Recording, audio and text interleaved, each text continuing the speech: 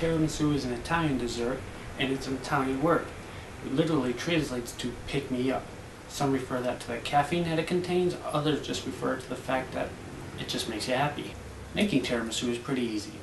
You just need a few basic ingredients, an understanding of how to use some basic utensils, and you're good to go.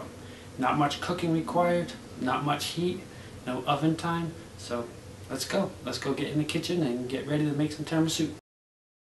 This recipe calls for 10 ingredients. Mascarpone cheese is a spreadable cheese that is found in 8-ounce plastic containers. You'll need 2 of these for a total of 16 ounces. You'll also need 4 eggs.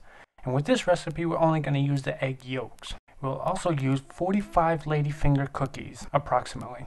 These are crunchy Italian cookies with little flavor on their own that will soak up the moisture and flavor of other ingredients to become a moist base for the tiramisu structure. 1/2 cup of Marsala wine, and then 8 ounces of heavy whipping cream. We'll also use 1/2 cup of sugar, a few tablespoons of cocoa powder, black coffee, and espresso. But for those that really enjoy the coffee flavors of tiramisu, you can alter this proportion to make it stronger if you like. You will need about 2 cups total. A bonus ingredient I like to add to my tiramisu is Godiva chocolate liqueur. Use about 1 ounce.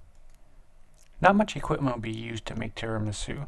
You'll need 1 pot and a heat-proof bowl that we're going to use in a double boiler configuration. The key here is that the bowl be heat-proof and not be too small where it will fall into the pot. You want it to sit on top of it when it's on the stove. 1 medium mixing bowl, a spatula, and a whisk. Now in this video you'll see me using a stand mixer and maybe a couple other little tools that just make things a little bit easier.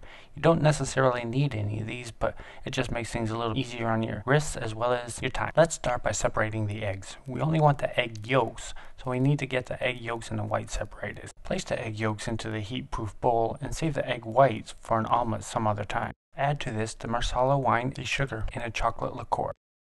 Heat this over a pot of simmering water, whisking the entire time. It'll take about 3 minutes to get to a consistency similar to that of yogurt. Set that aside to cool for a few minutes while we make the whipped cream. A stand mixer on high will whip up the cream to soft peaks in about 2 minutes.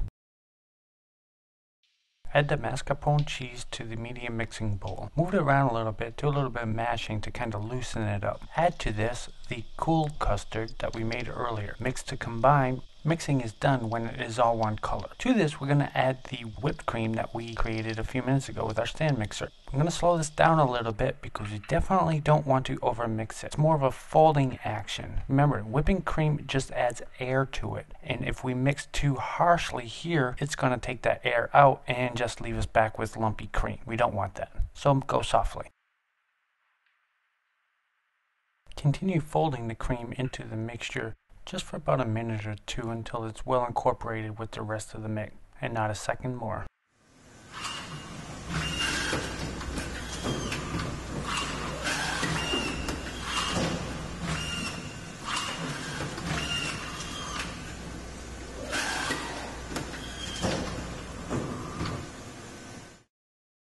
No more mixing, no more ingredient. We are now to the point where all we have remaining is the assembly of the parts that we've already created. We'll start this by layering the bottom of a pan with ladyfinger cookies soaked in the coffee espresso mix, using what I like to call the dip, flip, and drip method. You don't want the ladyfingers to soak up too much coffee or you'll end up with soggy tiramisu. Just a quick dip, flip, drip. Tip, flip, drip, tip, flip, drip, tip, flip, drip, tip, flip, drip, tip, flip, drip, tip, flip, drip, tip, flip, drip, tip, flip, drip, tip, flip, drip. Next, we'll take half of the filling and layer it on top of the cookies. Try to smooth it out as much as possible and to ensure that all the cookies are completely covered. Now we get to do it all over again. Dip, flip, and drip the remaining ladyfinger cookies into the coffee and layer them on top of the filling. You don't want to see little drops of coffee inside the pan, so make sure you drip enough of the coffee so it doesn't make your cake soggy. Use all of the remaining filling to top off these ladyfinger cookies. Sprinkle a thin layer of the cocoa powder on top of the filling, not too thick. You don't want it to be chalky. Some people prefer to do this just before serving. And now the hardest part of all, the worst step of this whole process. Wrap up your tiramisu. Set it in the fridge for 2 to 4 hours minimum. You want all the flavors to set up and the structure to get solid. Patience will be rewarded. So there you have it. You've made your own tiramisu cake. The only thing left to do now is talk about nutritional content. One thing you need to know is about how many calories that this contains. Each bite contains